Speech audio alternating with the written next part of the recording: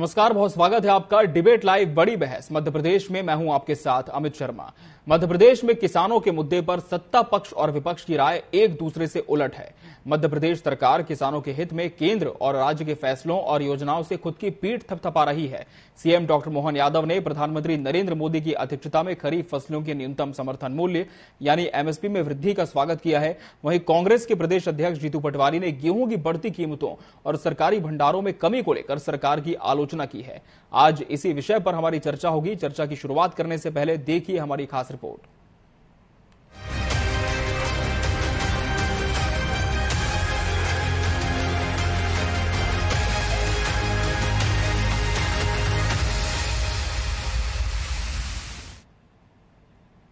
मुख्यमंत्री डॉक्टर मोहन यादव ने कहा कि केंद्रीय मंत्रिमंडल द्वारा विपणन सत्र 2024-25 के लिए सभी आवश्यक खरीफ फसलों के न्यूनतम समर्थन मूल्य यानी एमएसपी में वृद्धि को मंजूरी देने से किसानों को बड़ी आर्थिक मदद मिलेगी और उनके जीवन का एक नया अध्याय आरंभ होगा। एमएसपी में इस वृद्धि से प्रधानमंत्री मोदी द्वारा अन्नदाताओं को दी गई पहली गारंटी पूरी होगी और देश की अर्थव्यवस्था पर भी इसका सकारात्मक प्रभाव पड़ेगा। खरीफ की फसलों के लिए लगभग 14 प्रकार की फसलों पर जिस प्रकार से एमएसपी में वृद्धि की है, हम कभी कल्पना नहीं कर सकते कि धान का नया एमएसपी 2300 रुपये कुंटल हो जाएगा। मोदी जी जो कहते हैं वो करके दिखाते हैं, ये उसका उदाहरण है। लगभग 117 रुपये कुंटल का भाव इसमें बढ़ाया है। कपास का नया एमएसपी 7,121 रुपया, दूसरी किस्म के लिए 7,521 रुपया की उन्होंने मंजूरी दी है। ये पिछली बार के एमएसपी से 501 रुपया कुंटल ज्यादा है। इसी प्रकार से ज्वार, बाजरा, रागी, मक्का, तुअर, मूंग, उड़द, मूंगफली, सोयाबीन, सूरजमुखी, तिल, राम तिल, कपास, सभी प्रकार की फसलों में जिस प्रकार से उन्होंने बढ़ाया है, निश्चित रूप से ये प्रधानमंत्री जी की अन्नदाताओं को दी गई पहली गारंटी पूरी होती है।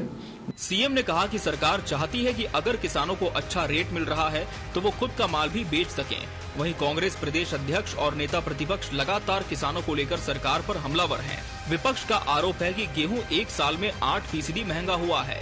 पिछले 15 दिन में ही कीमतें 7% बढ़ चुकी हैं, जो अगले 15 दिन में 7% और बढ़ सकती है। जनता के साथ धोखा है। 3100 रुपये धान की जो है समर्थन मूल्य का वादा किया गया था, गारंटी दे के गए थे मोदी जी की गारंटी, तो अब 2300 क्यों करा? इसका जवाब बीजेपी को देना चाहिए। स्वागत कर रहे हैं, स्वागत करने के अलावा चारा क्या है तुम्हारे पास? आपने जो है गेहूं के समर्थन मूल्य 2700 रुपये पे लाने की बात की थी, किया हो तो बता दें। ये तो सब जो है हुआ करने वाले लोग हैं। दिल्ली से हुआ तो गांव तक हुआ। स्वागत है, काय का स्वागत। अब तो मध्य प्रदेश के पूर्व मुख्यमंत्री शिवराज सिंह चौहान केंद्र में कृषि मंत्री भी हैं।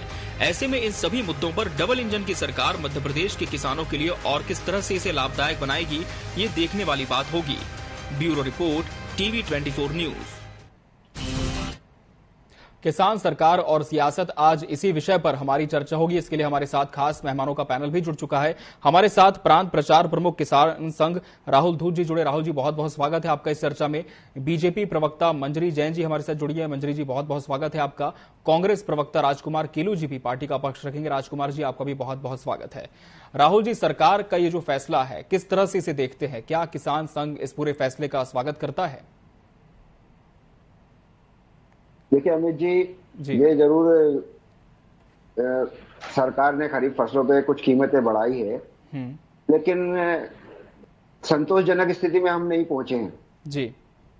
आप देखिए कि जिस हिसाब से महंगाई बढ़ रही है, उस हिसाब से सरकार ने वादा किया था कि हम धान के एमएसपी 3100 रुपये करेंगे, गेहूं की 2700 करेंगे। तो ये तो अभी उसके हिसाब से कुछ भी नहीं बढ़ाया गया है जी। ठीक है, अगर ये अपने थोड़ा बहुत बढ़ाकर अपनी पीठे थपथपा रहे हैं तो ये इनके लिए संतोषजनक हो सकता है, लेकिन किसानों को इससे संतोष होने वाला नहीं है। आप देखिए, इसका परिणाम अभी कुछ समय पहले गेहूं की खरीदी में भी दिखाई दिया जी। सरकार ने 2700 का वादा किया था विधानसभा चुनाव के समय। खरीदी शुरू होने के ठीक पहले इन्होंने 2400 का भाव घोषित कर दिया।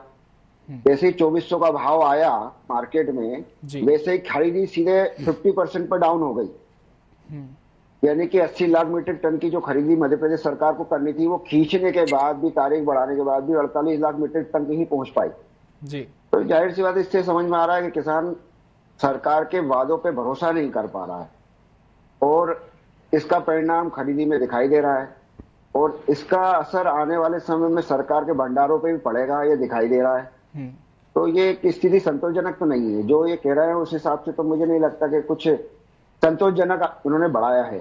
जी मंजरी जी, सुना आपने जिस तरह से राहुल जी कह रहे हैं कि जो किया गया है उसका स्वागत है, लेकिन और भी बेहतर हो सकता था, संतोषजनक वृद्धि नहीं है।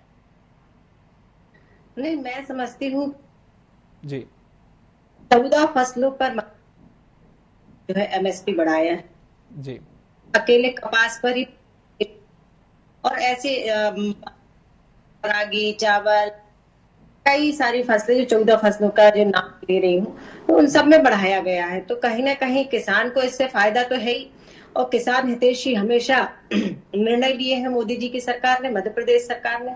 मध्य प्रदेश की अगर हम बात करें तो हमने सिंचाई का रकबा बढ़ाया, जो पहले 7.5 लाख हेक्टेयर भूमि सिंचित थी, आज 50 लाख, मतलब तकरीबन 60 लाख हेक्टेयर भूमि सिंचित हो चुकी है, और 65 लाख हेक्टेयर भूमि सिंचित करने का जो लक्ष्य है वो भी पूरा होगा। तो और जैसे कि पहले देखिए किसानों को खाद नहीं मिलता था, उनकी जो है पैदावार कैसे बढ़ाई जाए उसके लिए हमेशा सरकार प्रतिबद्ध होकर काम करती रही है। तो मैं समझती हूँ कि किसानों के हित में जितने अच्छे निर्णय हो सकते थे वो सरकार ने किए हैं, क्योंकि हमेशा चाहे वो प्रधानमंत्री जी हो चाहे मुख्यमंत्री जी हो, वो हमेशा यही कहते रहे हैं कि किसानों की आय को दुगनी करना है। तो हमने देखा है कि पिछले, अगर हम कांग्रेस सरकार का और अब की सरकार का यदि हम तुलनात्मक अध्ययन करते हैं तो हमने किसानों की 4 गुनी से ज्यादा जो है वो कीमतें, 4 गुनी से भी ज्यादा कीमतें बढ़ गई हैं। तो हमने कहीं ना कहीं किसान को समृद्ध बनाने का काम किया है। अगर हम खाद की बात करें तो जब कांग्रेस शासनकाल था तो हम देखते थे कि किसानों को खाद नहीं मिलती थी, खाद के लिए लंबी लंबी लाइनें लगाना पड़ती थी, रात रात भर किसान जागता था, गोलियां चल जाती थी, जूतम पैजार हो जाती थी। तो इस तरीके से लड़ाई झगड़े बहुत ज्यादा होते थे। तो ये सब अब देखने को नहीं मिलता है, प्रॉपर किसानों रही है। और दूसरी तरफ हम जो मोटे अनाज की तरफ जो मोदी जी ने कहा, तो उन मोटे अनाज को प्रमोट करने के लिए उनकी भी एमएसपी बढ़ाई गई है, जो कि हमारा पारंपरिक अनाज था, जिसे कि हमारे हिंदुस्तानी लोग खाना पसंद करते थे, जो पौष्टिकता से भरपूर है। तो उन अनाजों को भी प्रमोट करने के लिए मोदी सरकार ने उनकी एमएसपी बढ़ाई है। तो कहीं ना कहीं हर तरह से किसान को कैसे लाभ पहुंचे उसका पूरा ध्यान रखा गया है। ठीक है राजकुमार जी, लेकिन क्या आपको लगता है कि सरकार के इस निर्णय से किसानों को लाभ पहुंचा है? कितना स्वागत योग्य निर्णय कांग्रेस ये मानती है? किसानों को कोई फायदा नहीं पहुंचा है इस बार ये एमएसपी बढ़ने से। जिस प्रकार से दलहन तिलहन की जो फसलें हैं उस पर ज्यादा बढ़ाया गया है, जबकि मध्य प्रदेश की भाजपा सरकार के जब चुनाव में थे उसके पहले से बोला जा रहा था कि मोदी जी की गारंटी है विधानसभा चुनाव में कि 31 रुपए धान के भाव रहेंगे और 27 रुपए गेहूं के रहेंगे। हम तो पहले इस पर बात कर लेते हैं। इन दोनों फसलों पर वो मूल्य नहीं मिलता है। और तीसरी परेशानी ये है कि अभी मूंग का पंजीयन से परेशान है। मूंग की फसल कृषि उपज मंडियों में आ गई है, बनी हुई है, लेकिन खरीद नहीं हो पा रही है। कुछ किसानों का, बेचारों का, जो किसान बहुत मेहनती है, अन्नदाता है, वो किसान जो मूंग है वो बह गई। 2 बोरा 4 बोरा 7 बोरा एवरेज आता है एकड़, और लागत उसकी बहुत रहती है, परंतु मूल्य वो नहीं मिलता है। वहीं खाद की बात चले तो खाद की परेशानी आज लगातार किसानों के यूरिया के लिए आंदोलन होते रहे, तो पूंजी की बात तो नहीं करिए। अब तो ये कहते हैं किसानों की आय बढ़ाने की अपेक्षा किसान की जो उपकरण है ऊपर से जीएसटी सरकार हटाए, जो उन्होंने गारंटी है 27 रुपए और 31 रुपए गेहूं और धान की तो दिया जाए, क्यों कमी कर दी? बाकी चीजें पूरी तरीके से रहती, लेकिन जब बात किसान की जाती तो वहां कम कर देते हैं। पानी कुछ समय पर मिल नहीं पाता।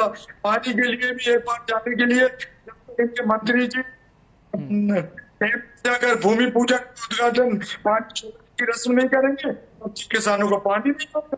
तो ये सरकार के अन्नदाताओं के साथ बाद ये प्रोपेगेंडा होता है। ये लगातार बीजेपी अच्छे से इस चीज को जानते हैं, क्योंकि मैं किसान से आता हूँ, मुझे बहुत अच्छे से मालूम है कि किसान किस तरीके से परेशान होता है।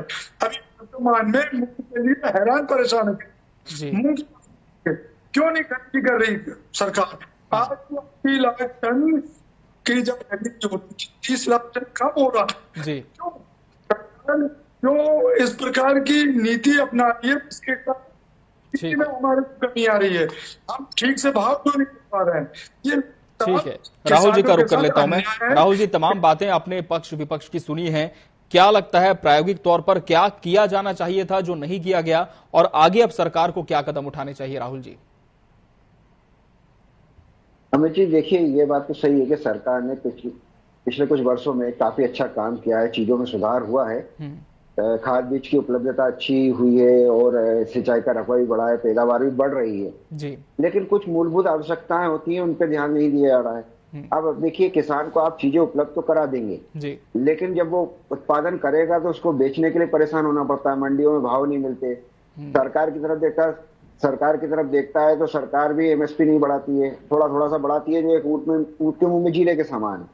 दूसरी चीज आप महत्वपूर्ण चीज ये देखने लायक कि आपने ठीक है खाद बीज की उपलब्धता बढ़ा दी, लेकिन पिछले 10 साल में खाद और बीज की जो मूल्य है उनमें एक वृद्धि किस अनुपात में हुई? उस अनुपात के अनुसार किसान की लागत बढ़ी। जब किसान की लागत बढ़ी तो उस हिसाब से आपको खाद्यान्नों का मूल्य भी किसानों को अधिक देना चाहिए था। वहां जाके सरकार फेल हो जाती है। अब आप देखिए, 3100 का भाव इन्होंने धान का बोला था, 2700 का भाव गेहूं का बोला था। क्या दिक्कत थी? करना था, बोला था तो करना चाहिए था, समय में करना चाहिए था। अब इनका कहना है कि हम 5 साल में करेंगे। अब आप देखिए, 5 साल में आप उस चीज को 3100 या 2700 तक लेके जाएंगे, 5 साल खाद का भाव कितना बढ़ जाएगा, 5 साल में बिजली का भाव क्या होगा, डीजल का भाव क्या होगा, बीज का भाव क्या होगा? तो इस आप कर तो रहे हैं लेकिन उस अनुपात में नहीं कर रहे कि किसान की स्थिति सुधरे। जितना आप देते हैं उससे ज्यादा कीमतें बढ़ जाती है, दूसरे आधार कृषि कार्य को खर्चा बढ़ जाता है। तो सरकार को इस चीज पे ध्यान देना चाहिए कि कृषि कार्य में कृषि उत्पादन जो चीजें लग रही है उनके दाम कैसे कम किए जाए, तब जाके आपका जो रेट है उसमें किसान को फायदा होगा। तो आपको रेट बढ़ाना पड़ेगा, आपको उत्पादन को महंगे भाव में खरीदना पड़ेगा जी। तो ये सरकार को इस चीजों पे काम करना पड़ेगा, तब तो फर्क दिखेगा, नहीं तो इन छोटी मोटी चीजों से फर्क ज्यादा दिखने वाला नहीं है। मंजरी जी, क्या जो मंडी में सही भाव के लिए किसान परेशान हो रहा है, ये मैं आपको वर्तमान की स्थिति बता रहा हूँ जी।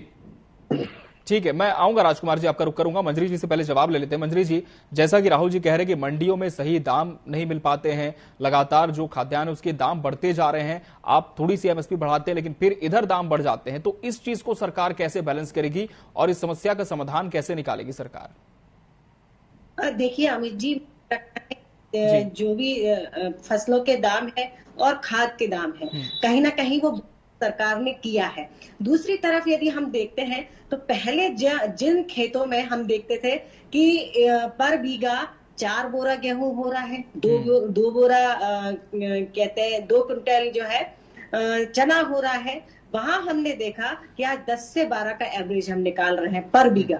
और यदि हम फसल लेने की बात करते हैं तो हमारा जब सिंचाई का रकबा बढ़ा है तो हमारा जो किसान है वो 2 से 3 फसलें ले रहा है। पहले एक ही फसल ले पाते थे, बहुत से बहुत 2 फसलें लेते थे, और दूसरी फसल तो ऐसी है कि वो बरसात के ऊपर डिपेंड रहती थी, तो वो कभी पिट जाती थी, कभी अति वर्षा के कारण, कभी कम वर्षा के कारण।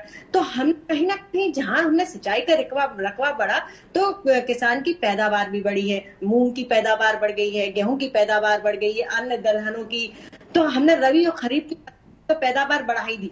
दूसरी तरफ प्रधानमंत्री का जो विजन है कि जैविक खेती की तरफ बढ़ना है, तो उस तरफ बढ़ने के लिए देखिए आज सब्सिडी दी जा रही है। जो जैविक खाद है उनके ऊपर प्रोम खाद है, और जो प्रोम खाद और जैविक खाद है हम देख रहे हैं कि जो यूरिया और डीएपी से अच्छा रिजल्ट आ रहा है उनका, क्योंकि मैं खुद एक किसान हूं तो मैं अच्छे तरीके से जानती हूँ कि इन चीजों का क्या रिजल्ट आ रहा है। तो किसान में धीरे धीरे जागरूकता आ रही है, वो धीरे धीरे कुछ बीघा करके अपने जैविक शुरू कर, इससे उनकी पैदावार भी बढ़ रही है, जमीन की उर्वरता भी बढ़ रही है। तीसरा जो बिजली का एक और डीजल का आपने बात की राहुल जी ने, तो मैं ये बता दूं कि ये बहुत बहुत बड़ी बात है वो बहुत ही सराहनीय और वास्तव में स्वागत करने योग्य बात है कि माननीय प्रधानमंत्री जी ने ग्रीन एनर्जी की बात की है, सौर ऊर्जा की बात की है, और उसके माध्यम से हम जो बिजली की खपत और डीजल की खपत को कम कर पाएंगे। तो उस तरफ भी हम बढ़ रहे हैं और उस पर भी सब्सिडी देकर, तो कहीं ना कहीं हमने किस तरीके से किसान को और एक आम आदमी की जिंदगी को हम कैसे अच्छा कर सकते हैं और किस तरह हम किसान को, हमारा लक्ष्य था कि उनको दुगना करना है, फायदे का सौदा बनाना है, तो हम उस तरफ काम कर रहे हैं। तो कहीं ना कहीं राहुल जी मेरी इस बात से इत्तेफाक जरूर रखेंगे कि ये जो काम हुए हैं बहुत ही सकारात्मक हुए हैं भारतीय जनता पार्टी की सरकार में। जहां हम पिछली अगर हम सरकार की बात करते हैं और डीएपी जैसी इनको बढ़ावा दिया गया, जिससे कि हमारी जमीन, हमारी मिट्टी की उर्वरता है वो दिन प्रतिदिन कम होती गई, और उसकी वजह से जब जमीन कड़क हो गई, मिट्टी कड़क हो गई, तो हमारे जो पानी, जो भू संरक्षण, जो जल, जो भूमिगत जो जल है, उसका भी जो है वो डेप्थ बढ़ती गई, गहराई बढ़ती गई और पानी कम होता गया।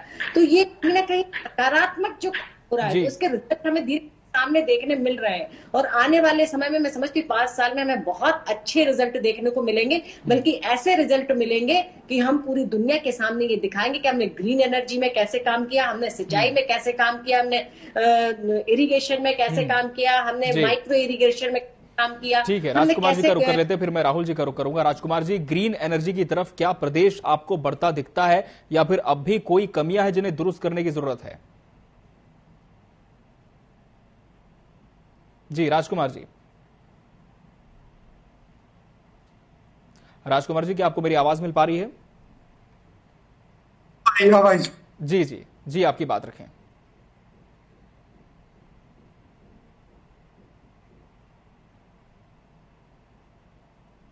राजकुमार जी, आपकी आवाज हम तक स्पष्ट नहीं पहुंच पा रही है, क्या आप मुझे सुन पा रहे हैं?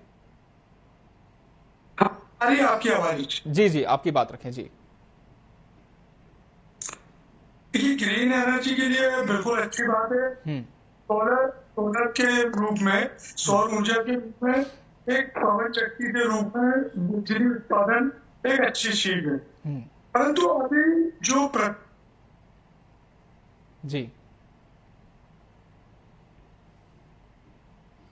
जी राजकुमार जी, राजकुमार जी, किसानों का कर्जा जो है जी वो बढ़ता ही जा रहा है। किसानों का कर्जा क्यों गया है लगातार, और प्रदेश में भी किसान की आय मामले में और कृषि क्षेत्र में जब बिजली के मामले भी इस बात पीछे हो गए, और प्रति व्यक्ति आय तो मुझे लग रहा पीछे अपनी तुलना दूसरे राज्यों में आप जी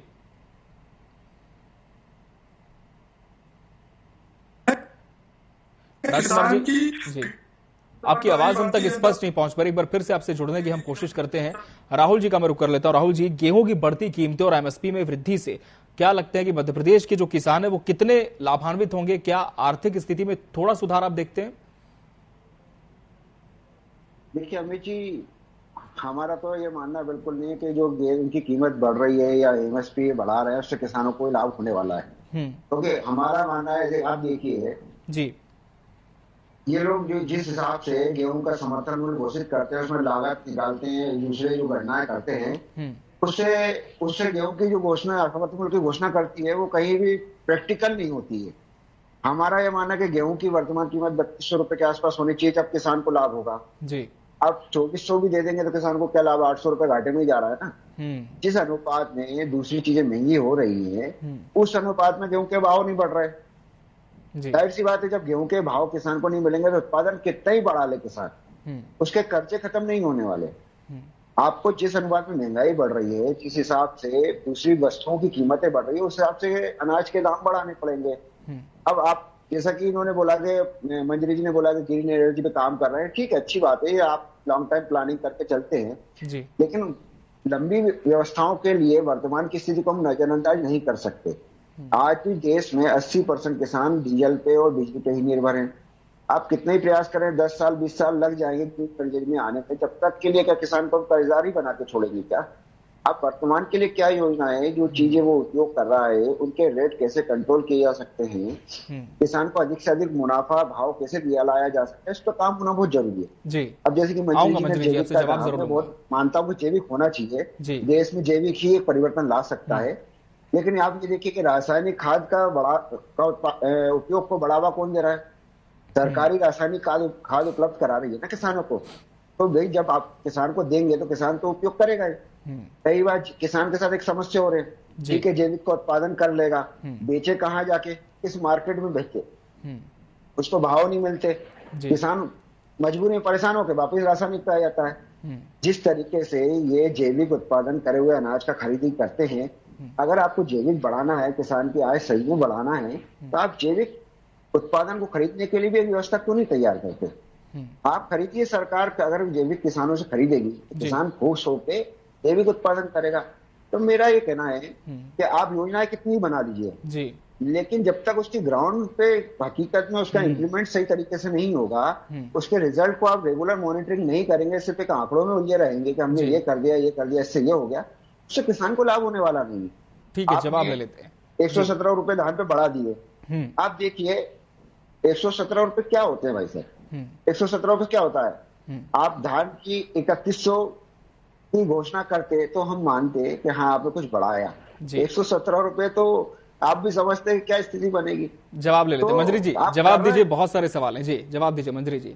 राहुल जी की मैं क्रमवार जवाब दे देती हूँ। एक तो आप किसान कर्जदार होता जाएगा, तो किसान जो है वो कर्जदार पहले हुआ करता था जब उसे बैंक से ऋण मिलता था 18 से 22 और 24% पर, आज 0% पर देना है। किसान क्रेडिट कार्ड, सम्मान निधि, ऐसी कई सारी योजना है जो किसान के जीवन में बहुत बड़ा जो है वो आमूलचूल परिवर्तन लेकर आए हैं। आज अब उसको लेते जा रहे हैं तो हमको समझ में नहीं आ रहा है, लेकिन अगर हम पहले का स्थिति देखते हैं तो आप देखिए किसान जो है वो हमेशा कर्ज में डूबा रहता था।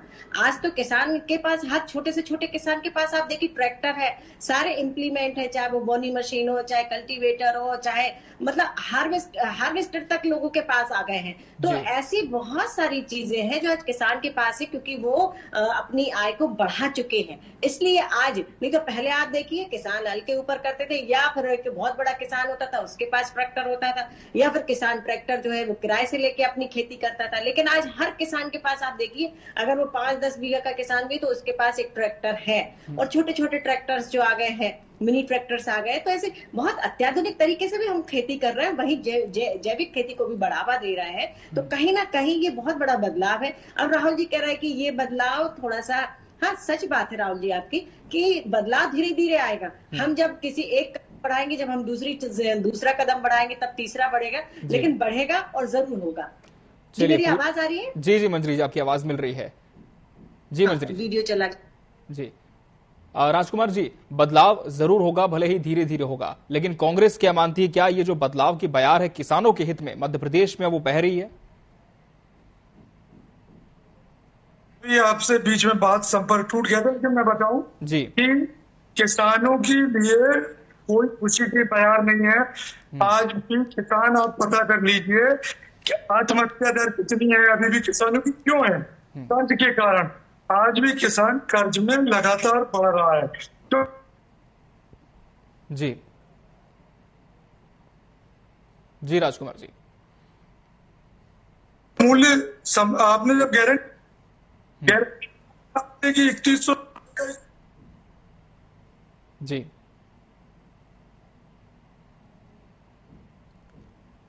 चलिए, लगता है तकनीकी कारणों की वजह से संपर्क नहीं हो पा रहा है मेहमानों से। राजकुमार जी, मुझे सुन पा रहे हैं आप?